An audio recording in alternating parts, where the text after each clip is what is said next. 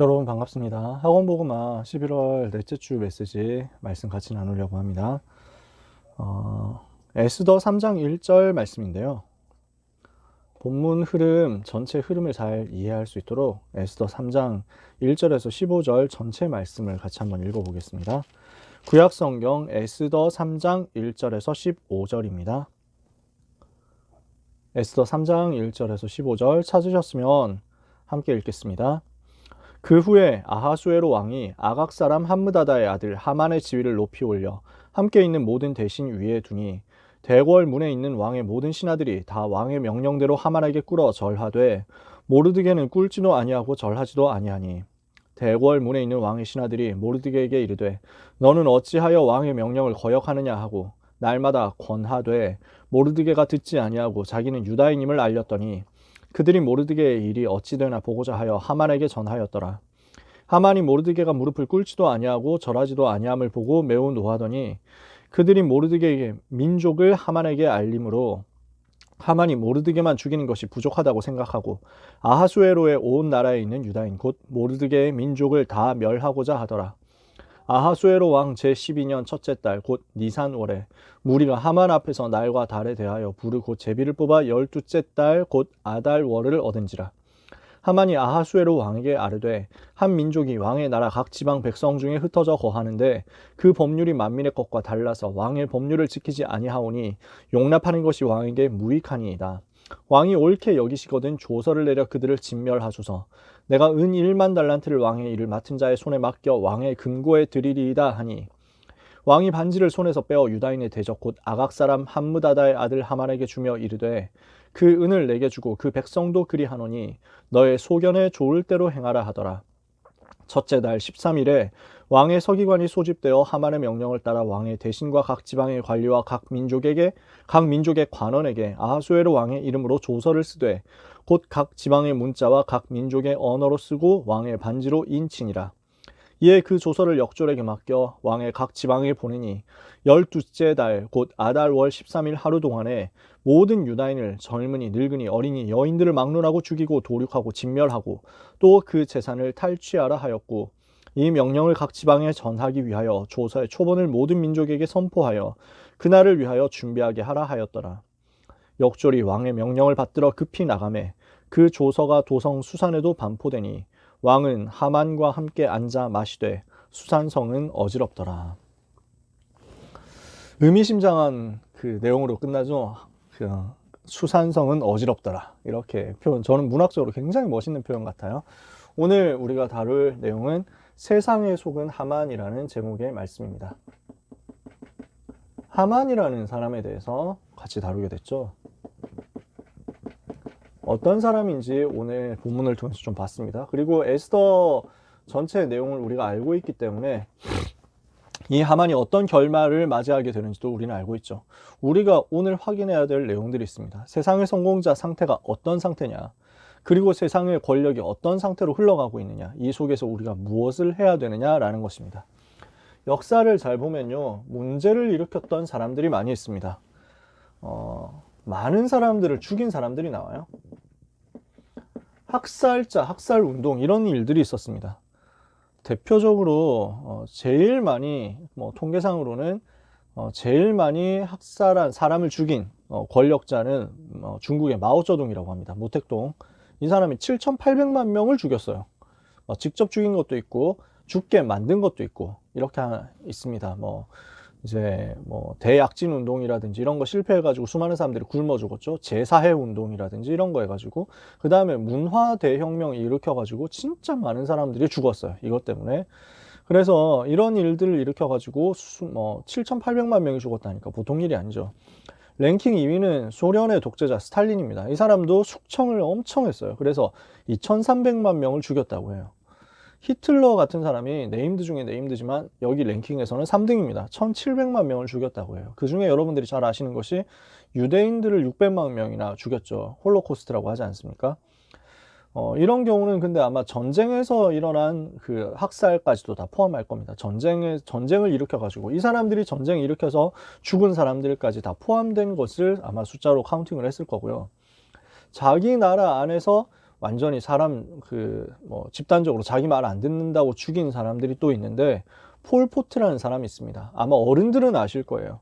캄보디아에서 공산주의 혁명을 일으켜가지고 정권을 잡은 크메르루즈라는 집단의 우두머리인데, 이 사람이 170만 명을 죽였습니다.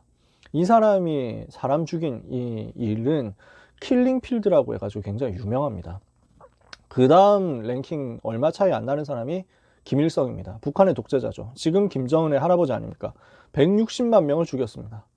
여러분, 저는 이 일에 대해서 우리가 알아야 된다고 생각해요. 우리 랩런트들이 북한에 대해서 바로 알아야 돼요. 북한 정권의 실상을 알아야 되고, 그 북한 정권이 저지른 잘못에 대해서 바르게 알아야 됩니다. 북한과 그냥 친하게 지낸다? 판문점에서 손잡고 정상회담을 한다? 이런 것으로 메꿀 수 있는 내용이 아니에요. 반드시 이 사람이 지었던 범죄에 대해서, 이 가족이 짓고 있는, 김씨 일가가 짓고 있는 죄에 대해서 반드시 알아야 되고, 여기에 대해서 합당하게 처벌을 내리고 해야 됩니다. 이걸 분명히 짚고 넘어가야 되죠. 특히 여기서 많이 죽었던 사람들, 수많은 사람들이 학살을 당했는데, 그 중에서 특히 많이 표적이 되었던 것이 크리스찬들이에요. 북한에 원래 기독교인들이 많았어요. 이 사람들을 어마어마하게 학살하고 또 탄압하고 처형하고 이렇게 한 겁니다. 수용소에 가두고. 이런 일들이 벌어졌죠. 그리고 역사를 보면 수많은 사건들 중에서 인종학살 사건도 많이 있었습니다. 그 중에 1990년대에 르완다라는 아프리카 나라에서 일어났던 사건이 후투족과 투치족이 싸웠습니다. 그 중에서 다수 민족이 후투족이었는데, 소수민족인 투치족, 이 사람들이 원래 약간 더 엘리트였나 봐요. 식민지배 당시에. 그래서 투치족이 후투족을 많이 지배를 하고 있었는데, 독립하고 나서 후투족이 복수하겠다 해가지고 투치족을 완전히 다 없애겠다 이렇게 한 겁니다. 영화로도 나오고 이랬죠. 이 내용이요. 그때 당시에 1990년대 일인데, 사람들이 국제사회에서 관심을 안 가졌습니다. 왜냐하면 르완다에는 자원이 별로 없거든요. 나라가 그렇게 큰 나라가 아니에요. 그러니까 강대국들이 크게 관심을 안 기울이고, 몇 개 나라에서 조금 관심을 가졌는데, 무엇 때문에 관심 가졌냐? 그 땅을 옛날에 식민지로 삼았었던 나라여가지고 이런 식으로 자기 이권 좀 활용해 보려고. 그러니까 그렇게 하는 동안에 100만 명이 살해를 당한 겁니다. 비참한 일이죠. 후투족과 투치족의 얼굴 차이가 있냐? 우리가 봤을 땐 모르겠다 싶을 정도로 차이가 별로 없어요. 입술이 조금 두껍냐, 얇으냐, 이 정도 차이밖에 없대요. 근데 그런 일이 벌어졌어요. 2000년대에 들어와서도 수단에서 30만 명이 죽임을 당했어요. 지금도 아프리카에서 또 그 중동에서 다에시라고 하는 그 이슬람 스테이트라고 하는 이슬람 국가라고 하는 이 팀들에 의해서 굉장한 학살, 살해 일어나고 있죠. 역사에서 이런 일들이 계속 반복되어 왔습니다. 반복되는 참상이죠. 반복되는 재앙이라고 할 수 있습니다. 그러면은 이런 일들이 왜 일어났느냐는 거예요. 여러 가지 원인이 있겠죠. 근데 진짜 원인이 따로 있어요. 세상과 통치자들이 사단에게 사로잡혔기 때문입니다. 에베소서 6장 12절에 우리의 싸움은 혈과 육을 상대하는 것이 아니고 정사와 권세와 이 어둠의 세상 주관자들과 하늘에 속한 악의 영들을 상대함이라. 하늘에 속한 악한 영은 이 세상의 정사와 권세와 어둠의 세상을 주관하고 있습니다. 이렇게 해가지고 전 현장을 지배하고 있는 겁니다. 정치인들이 이런 일들을 일으켰죠. 권력 잡은 사람들이 이런 일을 일으켰어요. 왜 일으켰느냐? 이 사람들이 창세기 3장, 6장, 11장에 사로잡혔기 때문이죠. 무슨 말입니까? 전부 자기 중심이에요. 자기만 잘 되면 된다는 거예요. 그것도 육신 중심이에요. 육신적으로 쾌락만 누리면 된다는 거예요. 창세기 11장, 자기 성공만 하면 된다는 거예요. 이번 선거에 이기기만 하면, 이번 권력을 잡기만 하면, 이 권력을 유지할 수만 있다면 뭐든지 하겠다. 이렇게 해가지고 사람들을 부추기고 사람들을 선동하고 이렇게 해가지고 수많은 일들을 일으키는 겁니다. 그래서 누군가 뭔가 잘못한 사람처럼 만들어가지고 희생양을 만들어서 저걸 죽이자 이렇게 해가지고 선동하고 달려듭니다. 이게 지금까지 역사에서 계속 반복되었던 일입니다. 우리가 못 사는 것은 전부 자본가 때문이다 이렇게 해가지고 자본가들을 다 잡아 죽이자 이렇게 합니다. 우리가 못 사는 건 저 유대인 때문이다, 유대인들을 잡아 죽이자, 이게 히틀러였습니다. 우리가 못 사는 것은 저 대지주 때문이다, 지주들을 죽이자, 이게 공산주의에서 일어났던 일입니다. 모택동이 일으켰던 일이고 김일성이 일으켰던 일입니다. 6.25 전쟁 때 그래서 공산당에 의해서 수많은 사람들이 학살당했어요. 남한에서도요. 여러분, 우리는 이거 알고 있어야 됩니다. 계속 반복되는 이유는 자기만 성공하면 된다는 거예요. 우리 랩런트들이 조금 있으면 정치에 관여를 할 수 있게 되죠. 투표권을 가질 수 있게 된단 말이에요. 그때 여러분들이 꼭 생각하셔야 돼요. 세상의 정치인들은 이런 부분들을 가지고, 이런 속셈을 가지고, 의도를 가지고 굉장히 많이 활용을 합니다. 자기 성공을 위해서 사람들의 감정을 굉장히 자극하고 활용합니다. 그래서 자기 이익 보는 쪽으로 가려고 해요. 그래서 랩런트들이 꼭 생각하셔야 되는 거는, 하나님 떠난 세상, 하나님 없는 정치 현장에서 100% 선한 것도 없고 100% 악한 것도 없습니다. 어느 사람은, 어느 정당은 무조건 정이고 어느 정당은 무조건 불이다, 이렇게 생각하시면 여러분은 이미 속고 있는 겁니다. 선동당하고 있는 거예요. 저는 한국의 드라마나 영화에 대해서 굉장히 불만이 많아요. 왜냐? 굉장히 단편적으로 만들어요. 주인공은 굉장히 의로운 사람, 정의로운 사람, 바른 사람, 착한 사람, 훌륭한 사람. 근데 배경 없고 가난하고 힘 없고 이렇게 하니까 저 기득권이, 주로 뭐 이경영 씨 같은 배우들이 나와가지고 불의한 기득권을 연기하잖아요. 이렇게 해가지고, 그래서 막 이렇게 그 가난하고 힘 없는 정의를 위해서 싸우는 이 사람을 막 탄압하죠. 정치 권력을 가지고. 이렇게 하니까 이 사람은 너무너무 어려움 당하다가 결국엔 정의의 이름으로 승리하고 뭐 이렇게 하죠. 한국 드라마, 영화 그렇거든요. 실제 그렇습니까? 안 그래요. 실제 현장에서는 다 비슷비슷하게 선도 있고 악도 있습니다. 다 비슷비슷하게 결국 자기 목표 이루는 거예요. 여러분이 거기에 선동당해가지고 가면 안 됩니다. 누구 하나를 다 없애야 된다, 누구 하나는 다 적폐 세력이다, 이렇게 생각하면 여러분은 속습니다. 창세기 3장, 6장, 11장 안에 있는 사람들이 만들어 놓은 틀이거든요. 이 사람들이 어떻게 당했는지 아세요? 하나님의 형상을 잃어버린 거예요. 왜 이런 짓을 벌였느냐? 하나님의 형상을 잃어버리고 처음부터 살인한 자 마귀에게 잡힌 겁니다. 하나님의 형상을 인간이 가졌다. 인간이 하나님 형상 가진 고귀한 존재고 소중한 사람이다, 이렇게 생각하면 함부로 할 수 있겠어요? 그렇게 안 하는 거예요. 하나님의 형상이 상실되어 버렸어요. 하나님의 형상을 잃어버리고 마귀에게 장악당해가지고 있으니까 어떻게 됩니까? 고린도후서 4장 4절, 이 세상 신이 믿지 않는 사람들의 마음을 혼미하게 하여 그리스도의 영광의 광채가 비치지 못하게 하나니 그리스도는 하나님의 형상이니라. 하나님의 형상, 그리스도를 깨달을 수 없도록 딱 만들어버리고 그 하나님 형상을 상실되게 만들어버렸어요. 그러니까 어떻게 됩니까? 요한복음 8장 44절, 처음부터 살인한 자 마귀에게 장악당한 겁니다. 이 마귀의 종노릇을 하고 있으니까. 에베소서 2장 2절. 그러니까 이런 일을 벌일 수밖에 없는 거예요.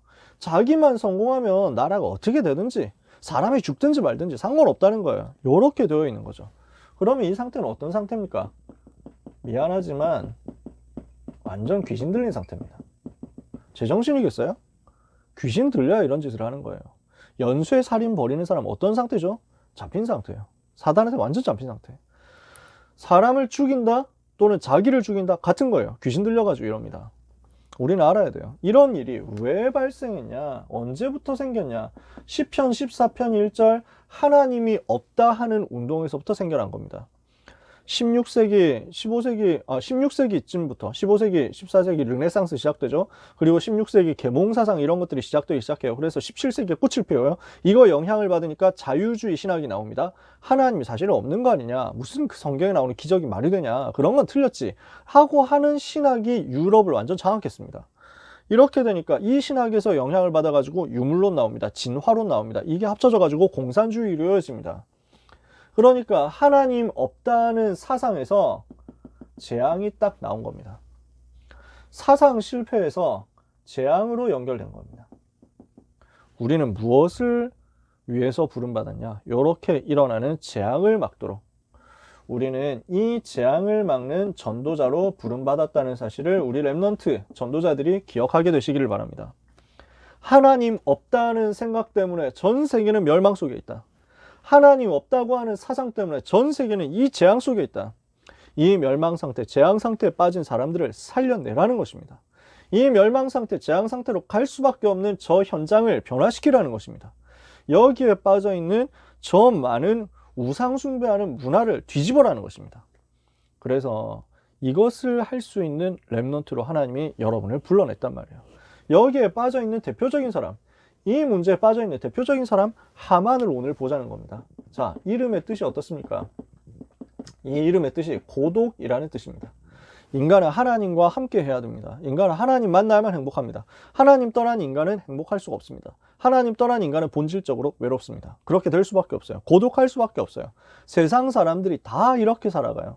하나님과 함께 해야 되는데 하나님을 떠나버렸다? 두려움에 사로잡히죠. 외로움에 사로잡히죠. 불안, 염려, 공포 사로잡힙니다. 그럴 수밖에 없어요.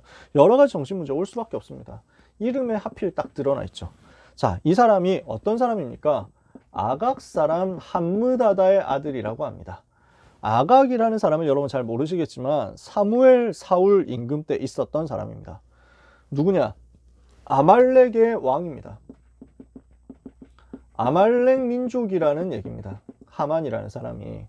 아각 사람이라고 하는 것은 아말렉의 왕인데요. 아각이 사무엘한테 직접 처형당하는 사람이죠. 전쟁에서 져가지고. 그러면 왜 그렇겠냐? 하나님이 아말렉을 대적해라 이렇게 명령하셨어요. 아말렉을 남겨두지 마라 이렇게 명령했어요. 왜 그러냐?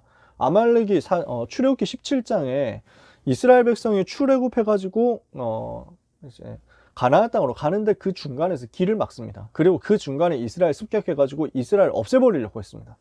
이러니까 하나님이 이 아말렉을 기도의 능력, 비밀을 가지고 꺾어버리거든요. 모세가 산 위에서 기도할 때 여호수아가 나가서 승리하도록 만듭니다. 그러면서 여호와 니시, 여호와가 나의 깃발이다. 승리케 하시는 여호와 체험하게 하시고 그리고 아말렉과 싸워라 이렇게 명령하시죠.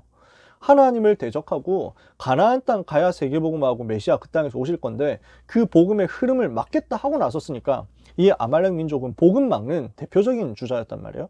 그 아말렉 민족의 후손이 하만이었다는 말이죠. 이 사람이 아하수에로 왕의 총리 대신이 된 거예요. 에스더 3장 1절에. 그러면 과연 이 하만이 총리가 될 만한 사람이었냐, 총리가 될 만한 그릇이었느냐? 제가 성경을 보니까 별로 그렇지 않은 것 같아요. 자세히 보니까요, 왜 총리가 되었느냐 좀 그림이 그려지거든요. 사람을 잘못 봤죠. 아하수에로 왕이. 아마 이 사람이 돈이 많았던 것 같아요. 부자였던 것 같아요. 왜 그렇게 알 수 있느냐면요, 에스더 3장 오늘 본문 9절에 보면 내가 은 1만 달란트를 왕의 일을 맡은 자의 손에 맡겨 왕의 금고에 드리리이다 이러거든요. 돈을 바치겠다 이렇게 하는 거예요. 뭔가 왕에게 돈을 상납하겠다 이렇게 해가지고 약속을 공언을 한단 말입니다. 근데 이 돈이 얼마예요? 1만 달란트입니다. 이거 굉장히 큰 액수거든요. 돈이 보통 돈이 아니에요. 왜냐? 그때 당시 페르시아 제국의 1년 예산이 1년 재정이 총 1만 5천 달란트였다고 합니다. 나라 재정의 3분의 2를 자기가 왕에게 상납하겠다, 갖다 바치겠다. 이게 보통 얘기가 아니에요. 아마 돈이 굉장히 많았던 것 같아요. 그러면 지금 상황이 어떤 상황이었냐면요, 여러분, 아하수에로 왕이 크세르크세스 임금이었고 이 사람이 그리스와 전쟁을 일으켰다가 전쟁에서 져가지고 굉장히 어려움 당했다 이런 얘기를 했었어요. 그쵸? 전쟁을 나갈 때 진짜 뭐 수십만 명을 동원해가지고 전쟁을 했습니다. 이러면 돈이 엄청 깨집니다.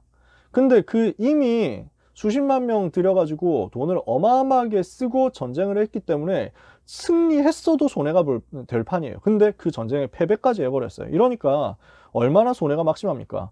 전쟁 후에 나라 재정이 휘청휘청하는 거예요. 이러니까 이것을 보충하기 위해서 아마 돈이 많은 사람을 불러들여가지고 어마어마한 권세를 준 게 아니냐. 돈을 뭔가 받아 쓰는 것을 대가로 해가지고 이 사람에게 권세를 맡긴 게 아니냐. 그런 생각이 저는 들더라고요. 그러니까 왜 우리나라에도 옛날에 매관매직이라는 게 있었어요. 전제 왕조 국가엔 항상 이런 일이 발생해요. 뭔가 돈이 궁하면은 돈 받고 벼슬을 파는 거죠. 이런 일이 벌어진 거다. 그래서 하만이 보니까 이제 15절 맨 마지막에 보면 어떻게 되어 있습니까? 역졸이 왕의 명령을 받들어 급히 나가매 그 조서가 도성 수산에도 반포되니 왕은 하만과 함께 앉아 마시되, 하만하고 술 마시고 있단 말이에요. 어마어마한 명령이 내려가는데 왕은 별로 관심도 없어요. 신경도 안 써요. 그래 네 마음대로 해 이러면서 하만하고 술 먹기 바쁜 거예요. 개인적인 친분 때문에 부자인 이 하만 들여가지고, 친분이라기보다는 그냥 기분 좋게 뇌물 바치면서 술 같이 마시면서 기분 좋게 해주니까 이것 때문에 좋아가지고 이런 짓 했단 말이죠. 그러면 이 하만의 돈이 진짜 자기 돈이냐? 제가 봤을 때는, 그리고 학자들이 연구했을 때는 10,000달란트를 바친다라는 게 말이 안 된다는 거예요. 아무리 돈이 많아도. 그러니까 이 사람은 아마도 약탈을 계속했을 것이다. 10,000달란트라고 하는 것도 유다인들을 다 죽이고 나서 이 사람들의 재산을 빼앗아서 그 재산으로 이제 보충을 해가지고 거기에 바치겠다라고 하는 의도가 숨어 있었을 것이다. 이렇게 얘기를 하고 저도 그렇게 생각합니다. 그러니까 평상시에도 굉장히 약탈을 많이 했을 거예요. 이렇게 해가지고 부자가 된 사람. 이러니까 문제 올 수밖에 없죠. 두 번째로요. 특히 인구가 국력인데 그때 당시에 지금도 마찬가지고 인구는 국력인데 유다인들을 다 죽인다? 유다인 인구가 그때 연구에 따르면 한 70만 명 정도 된다고 해요. 페르시아 왕국에서. 페르시아 전체 70만 명이나 되는 사람들을 죽인다라고 하면 국가적으로 어마어마한 손실이거든요. 이 중에 뛰어난 사람들 많을 거 아니에요. 세금도 잘 바칠 거 아니에요. 이런 사람들이 다 죽는다? 어떻게 되겠습니까? 나라에는 큰 손해가 날 일인데도 불구하고 이 사람이 감정적으로 이렇게 한 겁니다. 감정적, 충동적으로 이런 일을 벌인 겁니다. 국가에 손해가 될 일을 총리 대신이 뭐 되겠어요? 특히 이 사람이 왜 유다인들을 죽이려고 합니까? 모르드게 기분 나빠가지고 죽이려고 하는 거잖아요. 그럼 모르드게가 어떤 사람인데요? 왕에게 충성하는 사람 아니에요. 임금에게 충성해가지고 임금을 죽이려고 암살 음모를 꾸미는 것을 이제 듣고 이것을 알아내고 탐지해내고 이것을 고발해가지고 왕의 목숨을 보호한 사람 아니에요. 그만큼 왕에게 충성하는 제대로 된 사람인데 죽이려고 한다. 어떻게 되겠습니까? 왕에게 충성하는 사람 죽이고 왕에게 아부하는 사람을 남겨두고 이렇게 되면 나라가 도움 되겠어요? 국익과 상관없이 개인적으로 고집을 부리는 겁니다. 그러니까 나라 이익보다 자기 이익이 더 중요한 거예요. 그러니까 제대로 된 사람이 아니란 말이에요. 근데 그런 인간하고 술 같이 먹으면서 총리 시켜주고 이렇게 하고 있으니까 도성수사는 어지럽더라. 이렇게 어지러울 수밖에 없는 거예요. 이게 하만이라는 사람이거든요. 근데 현장 가면 이런 사람이 상당히 많다는 거예요. 그게 문제예요. 지금 어떻게 되어 있습니까? 하만이라는 사람의 실체는 세상에 속은 겁니다. 사단에게 속은 사람이 바로 하만이었다. 그 하만이 전 현장을 어지럽게 만들고 있다. 이 하만은요, 사실은 권력에 속고 있었어요. 권력에 중독된 사람이었어요. 지금도 이런 사람 너무 많죠. 자기가 왕이 아니면서 왕처럼 대접받기를 원하는 사람이었어요. 아마도 야심이 컸을 거예요. 증거를 몇 가지 보면 에스더 3장 2절에 자기에게 신하들 그 다음에 뭐 백성들 다 절하게 만들었어요. 왕에게 절을 한다, 이건 이해가 되잖아요. 근데 왕 밑에 있는 사람한테 다 절하도록 만든다? 이게 좀 이상한 일이잖아요. 왕에게 절하듯이 절하게 만드는 거예요. 그러면서 모든 신하들을 다 장악하려고 했어요. 왕궁을 다 자기 그 조직으로 만들려고 한 거예요. 개인적인 조직으로. 모든 신하들을 자기 마음대로 움직이려고요. 그래서 3장 2절에 대궐문에 있는 왕의 모든 신하들이 왕의 명령대로 하만에게 꿇어 절하되, 이렇게 된 거예요. 모든 신하들이 자기 마음대로 움직이도록. 나중에는요, 에스더 6장 6절에서 9절에 보니까 왕의 옷을 입고 왕처럼 행차하게 될 것을 꾸몄습니다. 노렸습니다. 6장 6절 9절 무슨 사건입니까? 모르드게가 임금의 목숨을 구했는데 임금이 그때 당시에 모르드게 포상을 안 해줬어요. 상을 안 줬어요. 나중에 이 사실을 알게 된 거예요. 아니, 모르드게 이 사람 상을 줘야 되는데 내가 상을 안 줬구나. 지금이라도 줘야 되겠다. 무슨 상을 줄까 고민하다가 밖에 누구 없냐 이렇게 불러니까 하만이 있거든요. 야, 하만 보고 얘기를 합니다. 왕이 사랑하는 사람에게 상을 주려고 하면 어떻게 해야 되겠냐 이렇게 질문합니다. 이러니까 하만은 또 그 분수도 모르고 주제도 모르고 자기가 받을 줄 알고 자기가 받고 싶은 상을 얘기합니다. 뭐라고 합니까? 돈을 달라. 필요 없어요. 지가 돈 많으니까. 아니면 뭐 승진을 시켜달라. 그것도 필요 없어요. 자기가 총리니까. 그러니까 자기가 진짜 하고 싶은 걸 얘기합니다. 왕의 옷을 입혀가지고 왕의 모자를 관을 쓰고 그 다음에 왕이 타는 말을 타고 그 다음에 왕이 제일 아끼는 신하가 그 말고삐를 잡도록 만들어가지고 온 이제 수산성을 돌고 이제 수도를 돌면서 임금에게 충성하는 사람은 이렇게 상을 받을 것이다 하고 선포하도록 합시다. 이렇게 한 겁니다. 뭐예요? 진짜 권력에 대한 야심 많았다는 거잖아요. 왕처럼 되려고. 사실은 이게 권력에 딱 빠져 있는 거거든요. 이렇게 되면은 보이는 게 없습니다. 이렇게 되면 진짜 사단에게 속긴 너무 쉬운 거예요. 창세기 3장 6장 11장 그 상태 그대로니까. 그런데 모르드게라는 사람은 어떻습니까? 여기에 영합해 주지 않거든요. 다른 신하들은 다 그 앞에 절해요. 다른 신하들은 다 하만 비위를 맞춘단 말이에요. 다른 사람들은 다 그 정도 수준에 따라간단 말이에요. 근데 모르드게는 어떻게 합니까? 안 따라가는 거예요. 그 명령을 안 듣는 거예요. 왜냐? 모르드게는 하나님을 섬기는 사람입니다. 신학자의 주석에 따르면요, 절을 왜 안 했느냐 했을 때 이 절하는 게 하만이 우상숭배하는 사람이었고 우상숭배할 때 하듯이 절을 하도록 만든 것이기 때문에 모르드게는 절을 안 했다. 이렇게 연구하기도 했더라고요. 그런 부분도 일리가 있죠. 모르드게는 확실한 것은 하나님을 제대로 섬기는 사람이었어요. 하나님 섬기면서 임금과 나라에 충성하는 사람이었단 말이야. 그러니까 보면 알거든요. 지금 이 하만이라는 사람이 권력에 중독된 야심 가진 사람으로서 임금에게 도움되는 사람이 아니고 오히려 임금과 나라에 해를 끼치는 사람인데 임금과 나라에 충성하면서 하나님 섬기는 모르드게가 맞겠어요?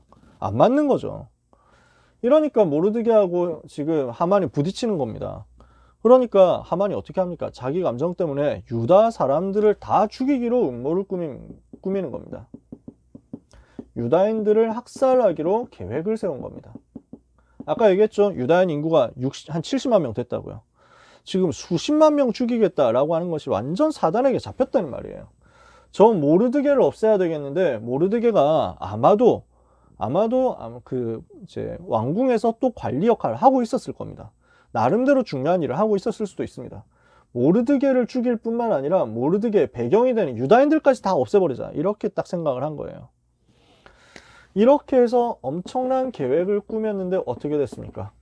우리가 잘 알고 있는 대로 완전히 실패하게 됩니다. 어떻게 실패했습니까? 엄청난 계획을 세웠어요. 제비를 뽑아가지고 11개월 후에 다 죽이겠다 이렇게 선포하고 법적으로 조치를 내려가지고 조서를 내립니다. 행정명령을 딱 내린단 말이에요. 그러니까 얼마나 자신이 있었으면은 조용히 있다가 바로 죽여야 뭐 일이 진행될 것 같잖아요. 근데 그렇게 하면은 철저하게 못 죽인다는 거야. 그래서 조직적으로 히틀러가 유대인들을 죽일 때 아주 국가 조직과 행정을 활용해가지고 조직적으로 색출해가지고 수용소로 불러들여서 단계에 맞춰서 죽였잖아요. 그렇게 하려고 한 거죠. 철저한 계획을 세운 겁니다. 철저하게 준비해가지고 군대, 경찰, 공무원, 조직 다 장악했으니까 자신감 있게 나와가지고 법률 다 만들어가지고 죽이기로 한 겁니다. 인종학살하고 그 재산 약탈하고 계획 철저하게 다 짰을 겁니다. 근데 전혀 생각하지 못한 곳에서 무너졌습니다. 완전 생각하지 못한 곳에서 파멸하게 됩니다. 왜 그렇죠? 무슨 일이었습니까? 하나님이 렘넌트를 준비시켰던 것입니다. 준비된 렘넌트가 있었다는 사실을 하만은 꿈에도 몰랐습니다. 그게 누굽니까? 에스더 왕비였다는 사실. 어마어마하게 준비했다고 생각했는데 사실 알고 보니까 하나님이 준비해 놓으신 위기 시대에 위기를 막을, 재앙을 막을 렘넌트 있었다는 거예요. 그 에스더가 있었다는 거예요. 이러니까 이 에스더 통해 가지고 이 모든 계획이 좌절되고 하만은 자기가 죽임을 당하게 되죠. 모르드게 죽이려고 했던 그 장대, 죽여가지고 매달려고 했던 그 장대에 자기가 매달리게 되죠. 자기 가문이 다 죽임을 당하게 되죠.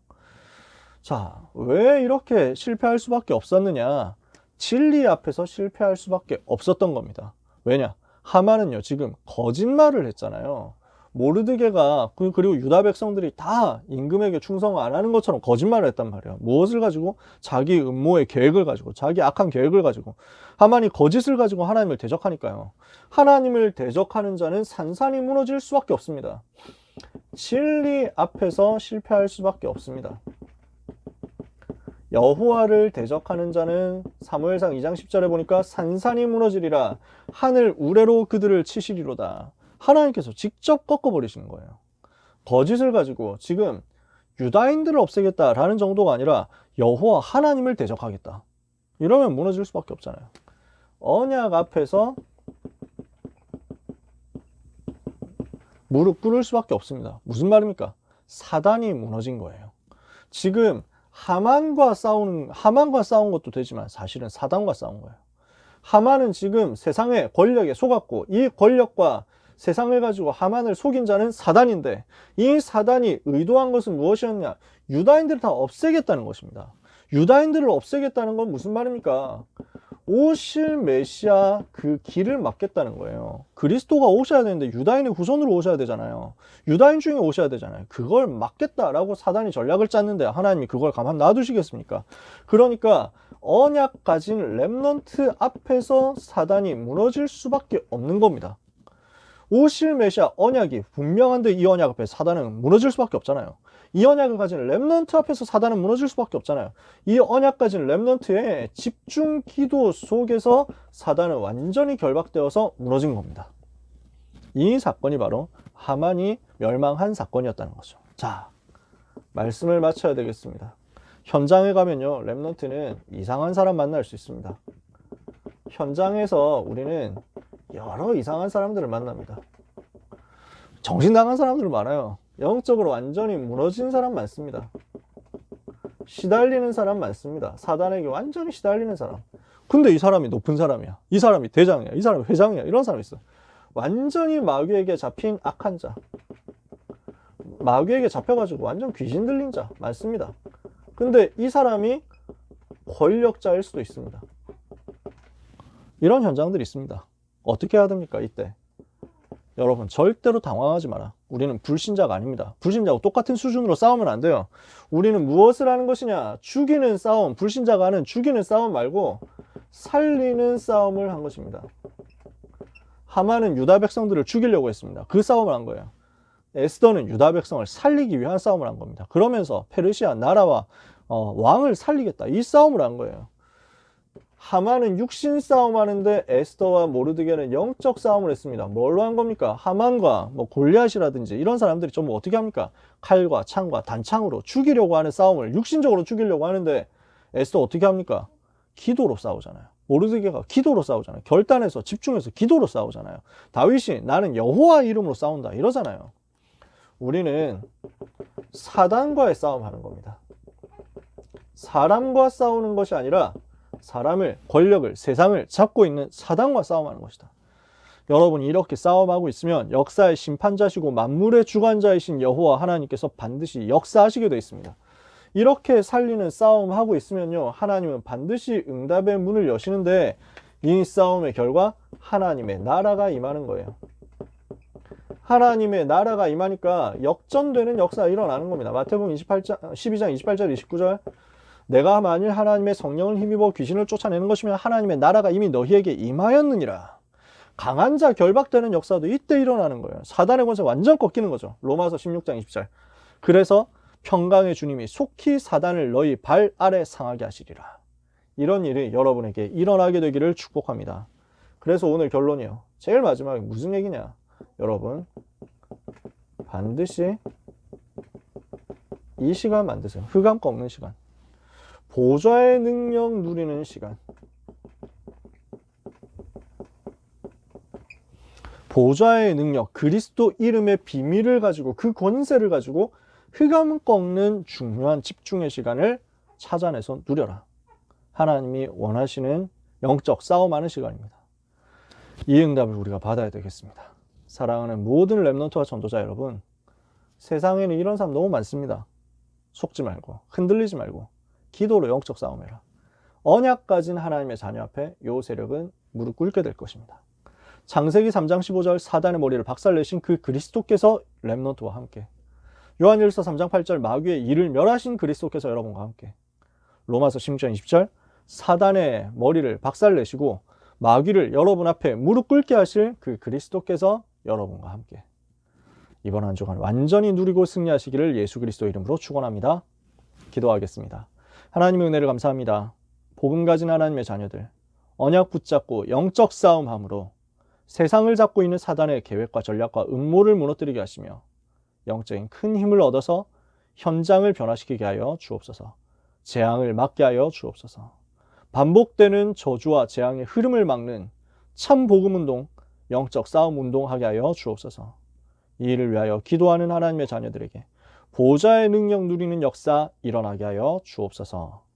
예수 그리스도의 이름으로 기도합니다. 아멘.